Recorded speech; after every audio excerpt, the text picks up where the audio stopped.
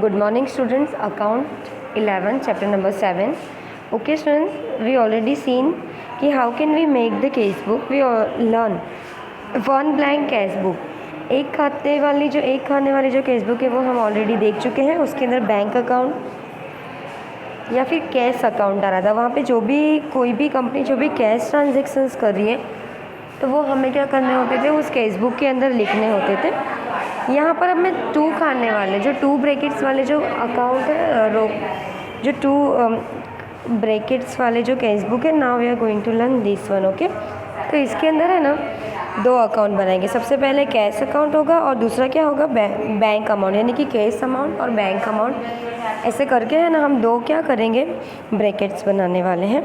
तो आप यहाँ पे देख सकते हो कि case book of Shri Gayatri brothers of 4 अप्रैल 2015। तो देखो यहाँ पर डेट लिखेंगे, पर्टिकुलर्स लिखेंगे, आरई नंबर, LF, उसके बाद केस अमाउंट और बैंक अमाउंट लिखेंगे। उसके बाद फिर डेट आएगा, ये डेबिट साइड की बात है। उसके बाद फिर क्रेडिट साइड को हम क्या लिखेंगे, तो क्रेडिट साइड को हम लिख रहे हैं डेट, पर्टिकुलर के बाद हम लिख रहे हैं voucher number, LF number, case amount और बैंक अमाउंट लिखेंगे। Understand children. अब देखो इलस्ट्रेशन 3, तो इलस्ट्रेशन 3 के अंदर देखो, from the following transaction prepare cash and bank column cash book in the book of Gayatri bros. Okay students, तो देखो इसके अंदर हमें दिया हुआ है कि from the following transaction prepare cash and bank columnar cash book in the book of Gayatri bros. तो यहाँ पे दिया हुआ है कि जो गायत्री ब्रोज है उसका हमें अकाउंट बनाना है उसका। तो फिर देखो उसमें हमें पहले से यहाँ पे दे ही रखा है कि कितने कॉलम बनाने, तो 2 कॉलम का बैंक कॉलम और कैश कॉलम, 2 कॉलम का हमें क्या बनाना है, कैश बुक बनाना है। अंडरस्टैंड। तो लेट्स स्टार्ट। तो 2015 1 अप्रैल में दिया हुआ है हमें ओपनिंग कैश बैलेंस 6000 रुपीज़ और opening bank balance 5000 rupees. Means कि उसके खाते के अंदर पहले से ही क्या था, यहाँ पर 6000 और 5000 रुपीज़ ऑलरेडी था। तो वो हम जिस तरह से लिखते हैं वैसे हम यहाँ पे लिखेंगे 2015 1 अप्रैल टू बैलेंस BD। तो देखो यहाँ पर क्या आया, 6000 रुपीज़ यहाँ पे कैश में लिखेंगे और 5000 बैंक में था। तो 5000 कहाँ पर लिखा, बैंक अमाउंट के अंदर लिख दिया। Understand children. अब देखो 3 नंबर यानी कि डेट 3 को क्या दिया हुआ है, goods of 10,000 sold to Pankaj for cash 10% trade discount. यानी कि गुड्स 10,000 रुपीज़ के गुड्स क्या किए हैं, पंकज को सोल्ड किए हैं। Goods of 10,000 sold to Pankaj by cash and 10% trade discount, 10% के ट्रेड डिस्काउंट पे क्या किया, सोल्ड किया।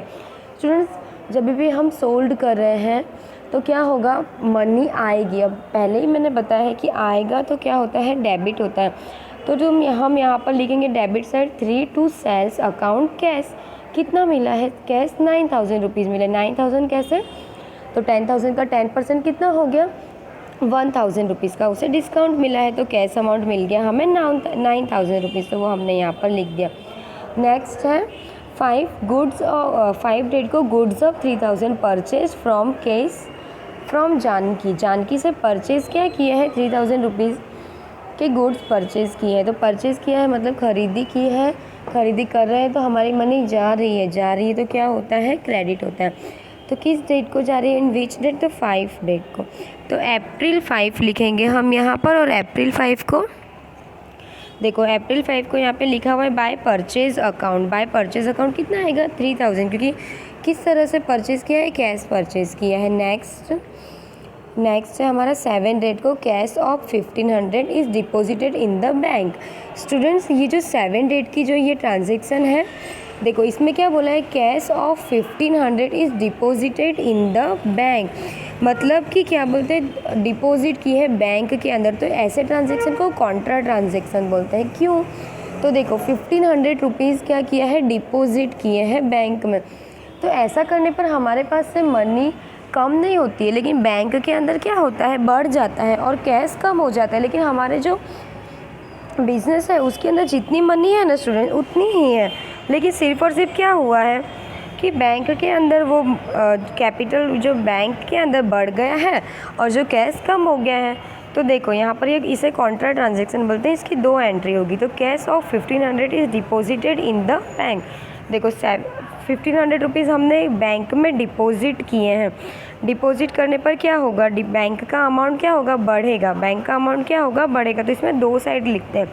तो बाय बैंक अकाउंट लिखेंगे 1500, क्या लिखेंगे, कैश में लिखेंगे। कैश में क्या लिखा हमने, by bank account, credit side को लिखा। और उसका उल्टा यहाँ पर 7 डेट को लिखेंगे, to cash account 1500 rupees bank amount. देखो क्यों, तो मैंने पहले बताया, आएगा तो डेबिट होगा।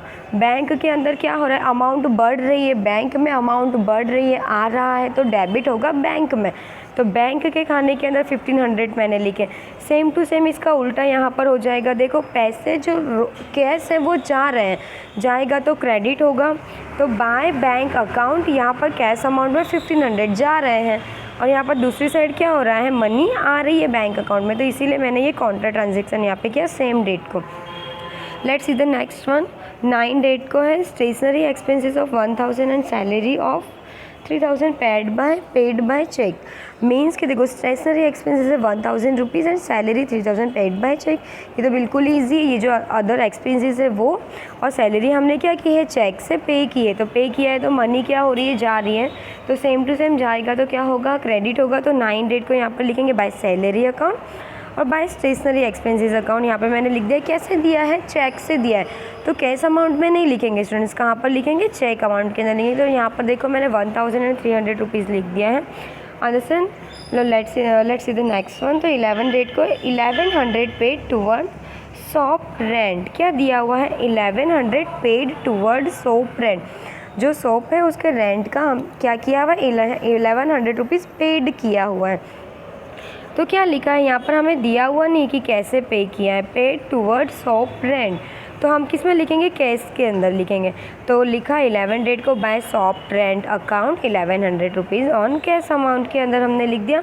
Now next one. 14 डेट को चेक ऑफ 3000 रिसीव्ड फ्रॉम येसा which is immediately deposit in the bank. क्या हुआ है, चेक मिला है 3000 रुपीज़ का, जो इमीडिएटली बैंक के अंदर डिपॉजिट कर दिया।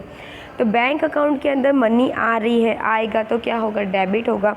तो यहाँ पर लिखेंगे टू येसा अकाउंट, कितना आ रहा है, येसा अकाउंट में से 3000 रुपीज़ आ रहा है। तो यहाँ पर हमने 3000 रुपीज़ लिख दिया। उसके बाद नेक्स्ट देखो क्या दिया हुआ है, 17 डेट को दिया हुआ है ₹1000 withdraw from the bank to pay fire insurance. ये भी एक कॉन्ट्रा ट्रांजेक्शन है स्टूडेंट्स। क्या दिया है, 1000 withdrawn from the bank to pay fire insurance premium. To pay fire insurance premium, अभी फायर इंश्योरेंस प्रीमियम पे किया गया नहीं है स्टूडेंट्स। फायर इंश्योरेंस प्रीमियम को पे करने के लिए सिर्फ और सिर्फ बैंक में से मनी निकाली गई है। Money still in our business, money अभी भी हमारे पास कैश में है, इसीलिए ये कॉन्ट्रा ट्रांजेक्शन है। यहाँ पे भी हम 2 एंट्रीज करेंगे 17 डेट की। तो देखो यहाँ पर बैंक अकाउंट में से क्या हो रहा है, कैश में क्या हो रहा है, हमारे पास कैश आ रहा है, कैश आ रहा है।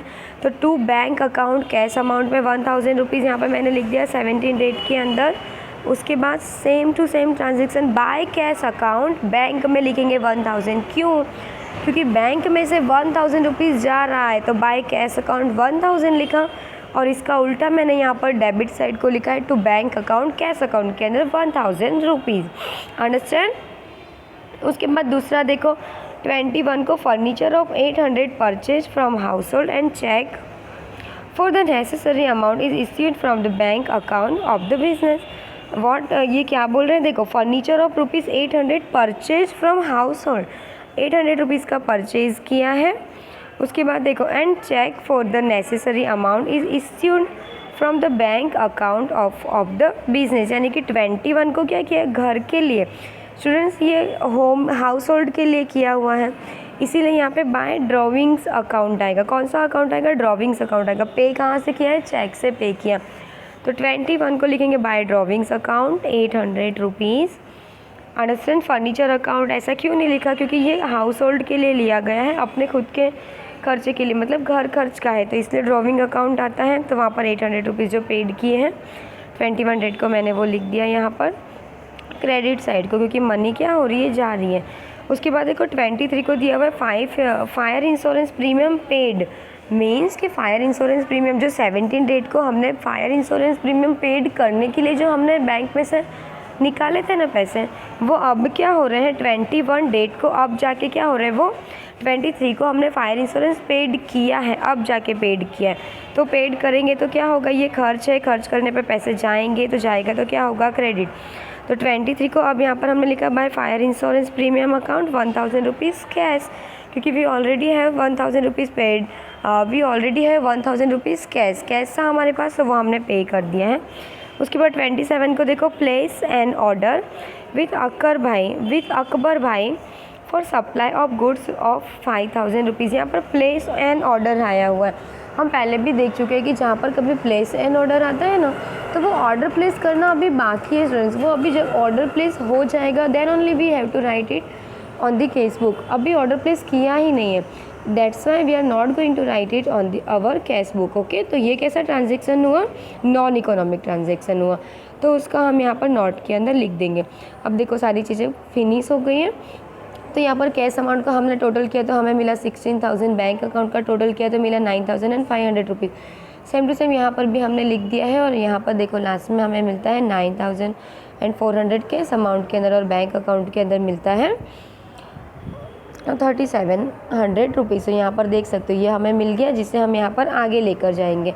आगे कहाँ पर लेके गए, टू बैलेंस के अंदर, टू बैलेंस फर्स्ट में के अंदर लेके गए, टू बैलेंस के अंदर आ गया हमारा सेम टू सेम ये वाला ट्रांजेक्शन 9,400 रुपीज़ है 3,700 रुपीज़ जो हमने यहाँ पर लिख दिया। ओके स्टूडेंट्स, तो फिर मिलते हैं अब नेक्स्ट वीडियो में। Thank you.